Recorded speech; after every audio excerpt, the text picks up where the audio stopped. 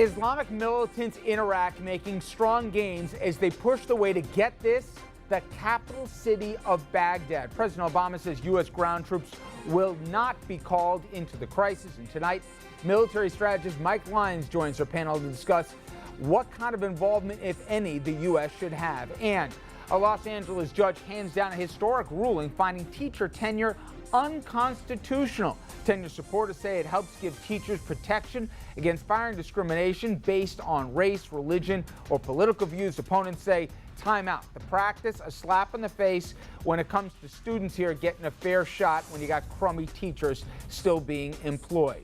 And we will head to New York, where Mayor Bill de Blasio wants the Democratic National Convention to come to Brooklyn. And Congressman Charlie Rangel and Adriano Espaillat face off in another heated debate. This time, they get back on the subject of race. Dominic Carter sat down with the political analyst Hank Scheinkoff, get his take on this and much more. Good evening, everyone, and welcome to RFL. I'm Richard French. Thank you for joining us. And tonight, we begin with a story here that may be in the Middle East, but the repercussions throughout the region, and I argue globally. I am talking about Iraq and the war-torn country under siege tonight as militants from the Islamic State of Iraq and Syria, they continue, this group here, to make strong pushes towards the capital city of Baghdad. Now, the fast-moving insurgency, it's taken over key cities of Mosul to Crete and is working its way to the country's capital city, as mentioned. Militants, they want to implement a strict Islamic state of Sharia law. And in the region, they want to do away with the borders between Syria and Iraq. Think of a giant eraser as their game plan. Now, thousands of Iraqi soldiers, they've surrendered, left their American-supplied weapons and vehicles behind, even their uniforms. Hundreds of Iraqi men are also rushing to recruitment centers to try and assist the army. As they say, a fluid situation. Well, today, President Obama, he spoke out about the crisis from the White House, saying the United States will not be sending in ground troops. The United States will do our part, but understand that ultimately it's up to the Iraqis as a sovereign nation to solve their problems. This poses a danger to Iraq and its people, and given the nature of these terrorists, it could pose a threat eventually to American interests as well.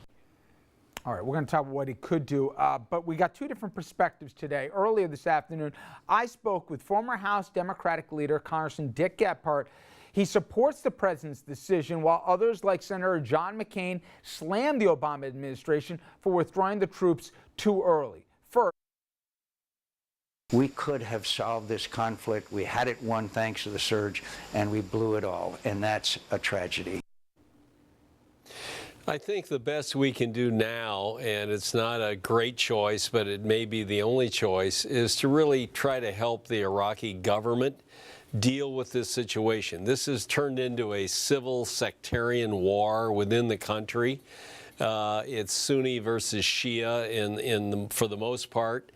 And I'm just afraid if we go in with air power, we're going to make more mess than it already is. We're going to make more enemies than we already have in the area.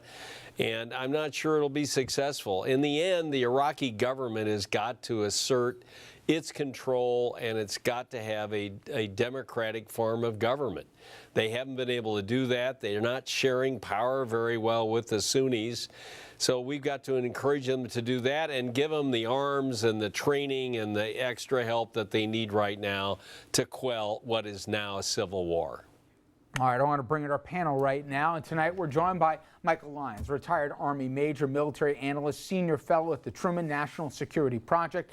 Dominic Carter, of course, political journalist and author. Richard St. Paul, Republican strategist, former vice chair for the National Black Republican Association and a veteran in his own right.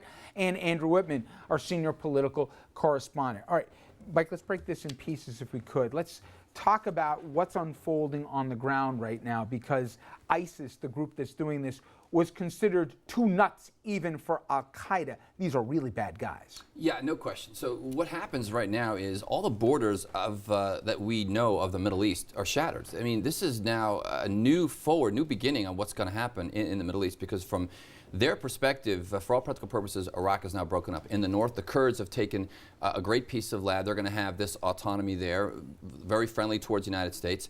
They control what was the Sunni Triangle, a place where Sunnis predominantly live, in Tikrit and Fallujah and those kinds of places. And the Shias continue to dominate the Baghdad and the eastern regions. The question is, what does Maliki do now? I mean, in most cases, smart Middle Eastern dictators keep good troops around their headquarters. So if ISIS decides to go into Baghdad, I'm afraid they're going to probably meet their match at that point.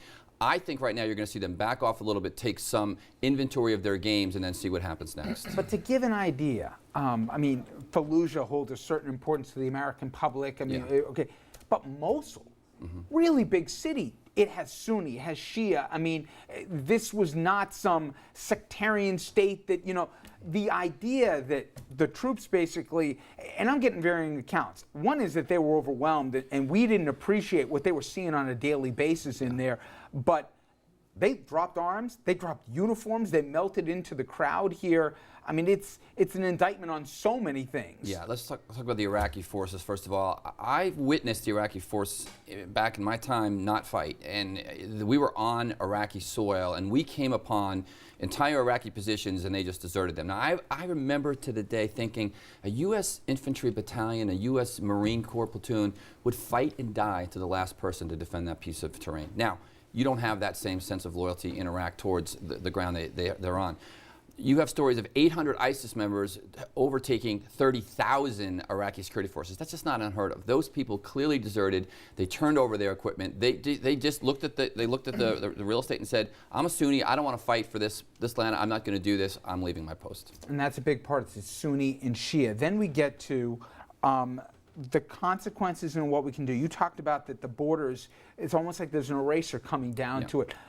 Syria's got its own problems right now. Yeah. Stuff's pouring in from Syria into Iraq. Can this thing be held together? Yeah, and Richard, the reason why it's important from a U.S. perspective, you brought it up before too, why it's a global issue, is because it's not just Iraq and Syria, it's this Levant. It's this desire to create a caliphate in that area, which would then incorporate Jordan, Syria, other Middle Eastern countries, Israel. Israel will be in this fight. They will go in and attack Israel at some point should they gain that capability.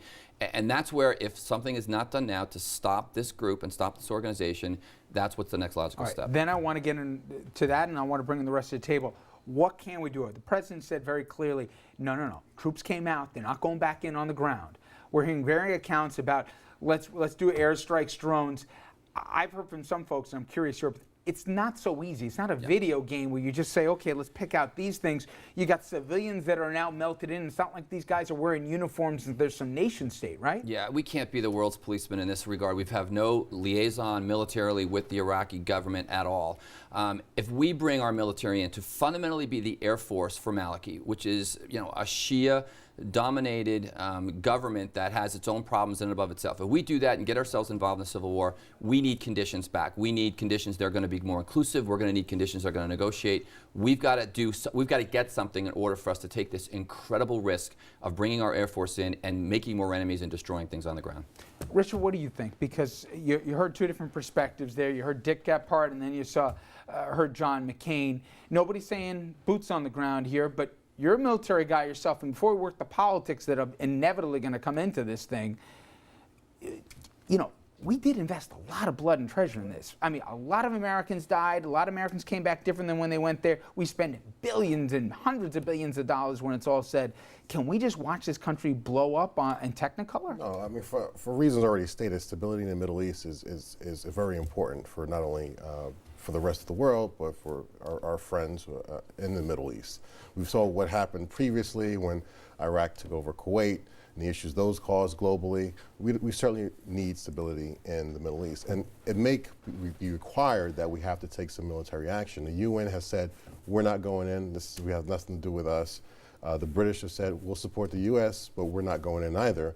And so we can't sit by the sidelines after all we've invested in Iraq. What does that mean, though? What does it mean that we do? I think the president said it best, and it's the only time you'll hear me quote the president, right, is where he says, nothing's on the table with the exception of U.S. troops. We're not sending them in, but nothing's on the table at this point in time. Nothing's off the table. But I would think that not only looking into Iraq, where we talked about things, it's blended in, but certainly I think an attack in Syria, where their forward bases are, would have to take place too.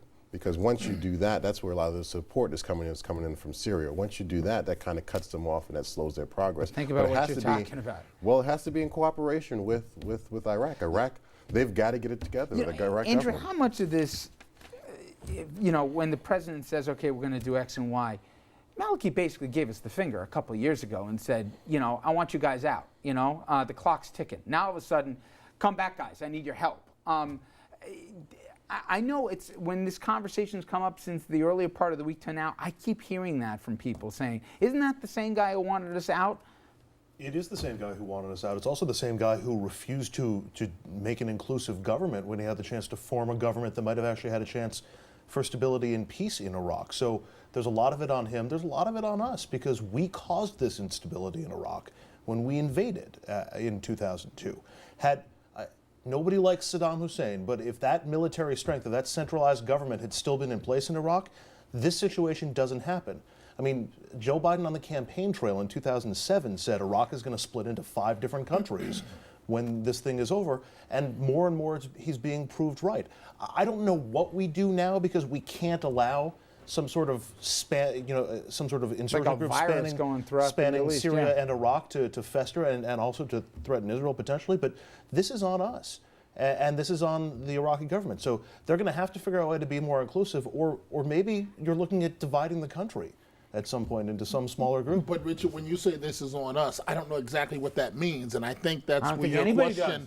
We're at fault in part. This president cannot send in troops again. There would go his entire legacy if he did that. He's not going to do it. I mean, and he's made that clear. But again, and this is the point I made last night, we all understand, and I'm glad you made the point about being the world policeman. At some point, America just can't be the world policeman but to Mike, everyone. I'll give you the last thing on this. I know how this plays out. You're going to start seeing pictures even more than we do right now. You got the weekend news. You're going to see bodies in the streets of Mosul. Okay? Mm-hmm. And you're going to see these guys, ISIS, people on your own time, read about these. Literally, they made Al-Qaeda nervous and they separated from it. They're really bad. We're going to turn around and say, wait a minute. Nobody likes this. Nobody wants to own this. But Mr. President, we can't let this thing play out. Did we game plan for this? Because I heard more than a month or so ago, Maliki said, well, I'm in trouble here. This is not going to go well. Can we clean it up at this point or even stop it? The only way to do that is to put boots on the ground. There's no way that's happening just from the air. It just won't we just can't get there from here. The military will tell you that we could train any army in the world. We can train them, but we can't make them fight. And I think that's the problem right here until the Iraqi citizens decide to fight. And we armed them and we trained them. And where are we? But we've held back. Now, that's the thing. We've not given them aircraft. We've not given them certain things because we were afraid the Maliki government was going to turn around and use them on its own citizens. So we've held them back. Our problem is we focus so much internally on the Iraqi army, we forgot to look externally at the force that was going to act on them to possibly take them out. And I'm just curious, you talk about the pictures that we're going to see. I don't know if the American people are going to care about those pictures all that much, even how graphic and how devastating they are. I think Americans we're done with it. I don't know. You're going to start seeing civilian stuff coming out here because now this has become not just civil war, this is ethnic war. I mean, you're talking about sectarian stuff you've forgotten more than I'll ever know, but all these festering grudges that have been going on for so long, it's Sunni Shia. Yeah. And that's part of the problem with the desertions. They're seeing Sunnis leave posts here and they're saying, whoa, this is just what I thought. Even though they're both leaving, rumor becomes fact. Mike, I appreciate it, man. Thank you so much. One day you're going to come in on a more optimistic topic. All right. When we come back, we're going to take things closer to home in a fight here that's been going on for a long time, but a California court has a historic decision. An LA judge, a ruling that teacher tenure is unconstitutional. Trust me, everybody, this will be coming to a state near you. We're going to be talking about that after this. We'll have the debate on both sides of the issue by educators and parents. Stay with us.